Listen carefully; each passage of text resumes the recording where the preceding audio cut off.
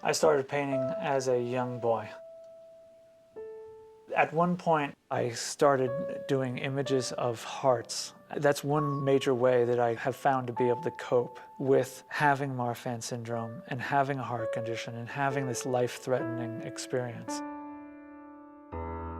When I was 9, my oldest brother, Steve, passed away.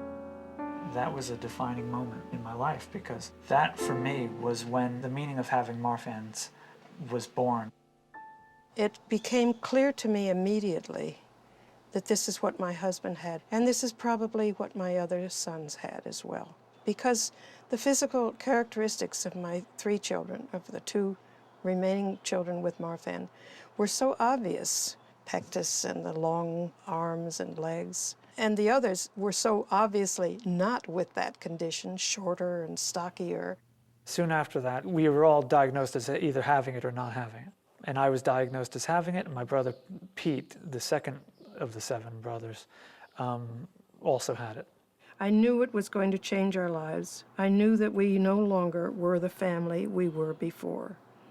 One doesn't know how to react to it. And there was no organization at the time. There was nobody else. We thought we were the only family in the world with this rare disease. 4 years later, my father died when I was 14. It was just a very scary time. I was seeing 2 of my favorite male figures pass away.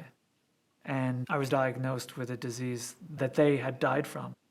I immediately was made aware of the true possibility that I could pass away also. Being a young teenager, what I resulted to was living for the party and living for the moment. I ran away from my fears. I ran away from the loss emotionally, and I covered it up with fantasy and drugs and drinking.